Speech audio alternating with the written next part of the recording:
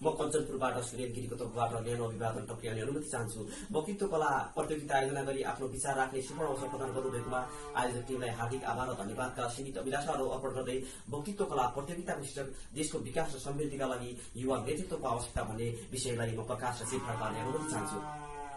युवा विचार कार्य समय विकास र समृद्धिको सामर्थ्य भएका समूहलाई नै युवा भनिन्छ।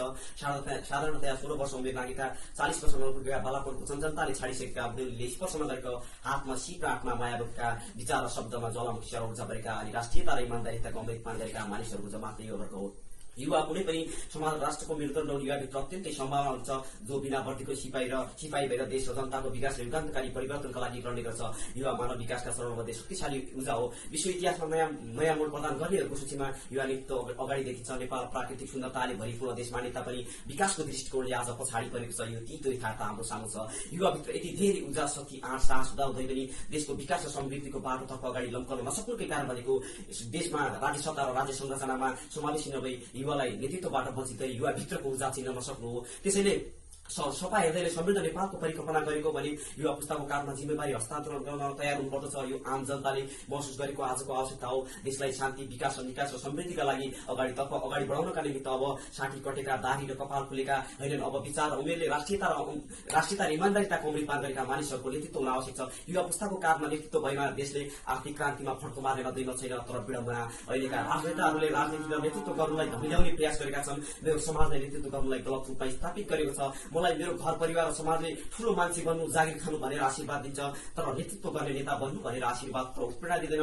थप नेता पनि कोही गर्छन्, थप कोही पनि नेतृत्व गर्छ भनेर उल्टै नेतृत्व गर्नुलाई गलत रूपमा स्थापित गरेर फोहोरी खेलको रूपमा तुलना गरिएको छ। अब राजनीतिलाई सुदृढीकरण गर्ने हाम्रो मानसिकता र समाजमा नेतृत्व गर्नुलाई सही रूपमा स्थापित गरी देश बनाउने नीति र युवा नेतृत्व बिना देश विकास सम्भव नरहेको कुरालाई स्पष्ट पार्दै अब देशको विकास र समृद्धिका लागि युवाले सुत्ने र लुक्ने होइन, अब देश हाँक्नका निमित्त अगाडि बढ्नुपर्दछ। जबसम्म हामी नेतृत्व गर्नका निमित्त तत्पर तयार हुँदैनौँ तबसम्म आजका नेतृत्वहरू शक्ति सत्ता र पैसामा सुरुमा डुबेर युवालाई आफ्नो सत्तामा पुग्ने हतियार र सिडीको रूपमा प्रयोग गरिरहन्छन्। अब युवा सचेत भएर देशको राजनीतिक क्रान्ति र आर्थिक क्रान्तिका लागि अब युवाले नेतृत्वमा भूमिका खेल्ने बेला आएको छ र आज विश्वमा युगीय र युगान्तकारी परिवर्तन भएका छन्। अमेरिका, युरोप, अस्ट्रेलिया जस्ता विकसित देशहरूमा युवा नेतृत्वको कारणले गर्दा आज दिन र रात छुट्याउन सक्ने अवस्था छैन।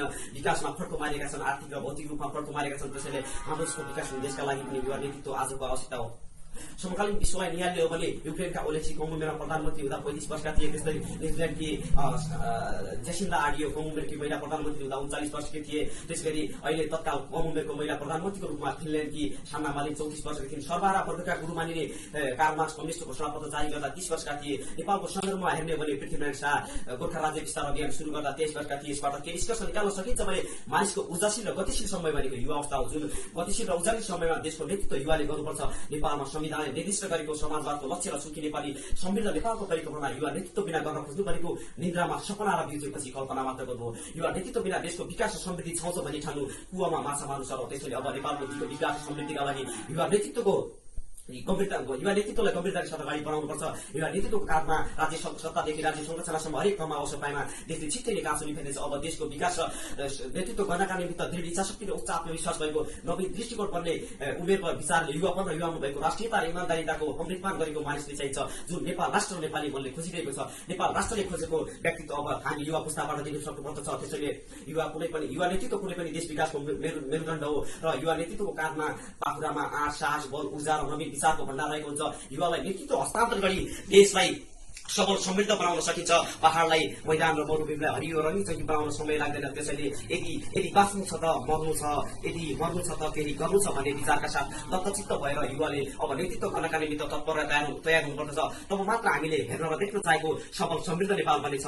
सुखी नेपाली समृद्ध नेपालको नाराले सार्थकता र पूर्णता पाउनेछ र युवा भोलि र भविष्यका कर्णधार होइनन्। आजको नेतृत्वको आवश्यकता हुँदै म यहाँहरूमा उजिल पर्ने अनुमति चाहन्छु। हवस् त, धन्यवाद। जय देश, जय युवा।